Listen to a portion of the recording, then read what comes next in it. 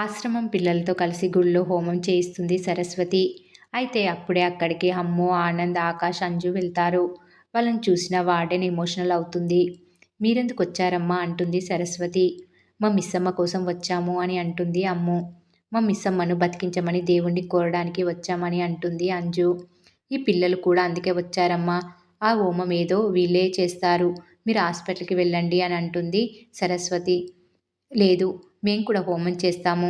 మిస్సమ్మ కోసం వీళ్ళే ఇంత చేస్తే మేము ఇంకెంత చెయ్యాలి అని అంటాడు ఆనంద్. మిస్సమ్మ మీ ఆశ్రమానికి డబ్బులు మాత్రం ఇచ్చింది, కానీ మా కోసం తన జీవితాన్నే ఇచ్చింది అంటుంది అమ్ము.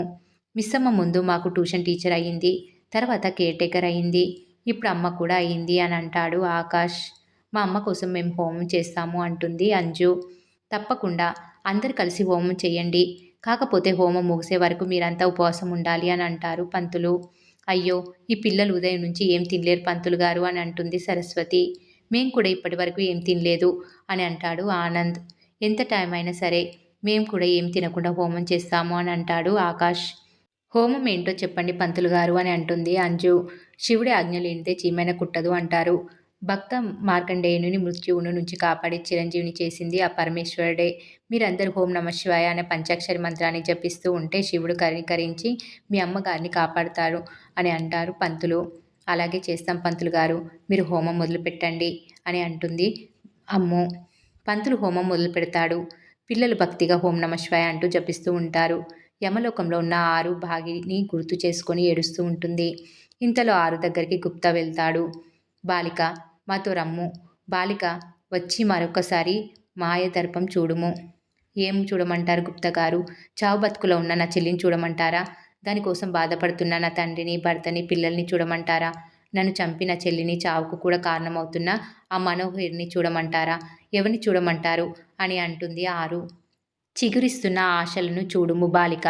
కొడిగాడుతుందా అనుకున్న ప్రాణదీపం కోవెల దీపంగా మారుతున్నది చూడుము. మీ మనుషులలో ఇంకను మిగిలి ఉన్న మానవత్వమును, కృతజ్ఞతను వచ్చి వీక్షించుము. రమ్ము బాలిక, రమ్ము, వీక్షించుము. జరుగుతున్నది జరగబోతున్నది అని అంటాడు గుప్తా. చితికిపోతున్న ప్రాణం తప్ప చిగురిస్తున్న ఆశ ఎక్కడుంది గుప్తా గారు అంటుంది ఆరు. నువ్వు వీక్షించనున్న ఈ దృశ్యమున నీ పిల్ల పిచ్చుకలు ఎచ్చట బాలిక అని అంటాడు గుప్తా. అవునా, నా పిల్లలెక్కడ గుప్తా గారు అని అంటుంది ఆరు. కంగారు పడకము, వీక్షించుము.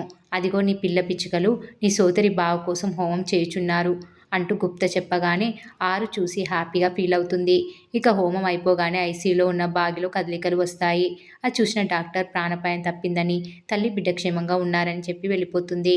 ఇంతలో పిల్లలు హాస్పిటల్కి వస్తారు. బాగికి హోమం బొట్టు పెడతారు. ఇంతలో రామ్మూర్తి ఇంట్లో ఉన్న యాదమ్మకు, మనోహరికి ఏం కాలేదు, నీకు మాత్రం ఇలా ఎలా జరిగింది అని అనుమానిస్తాడు.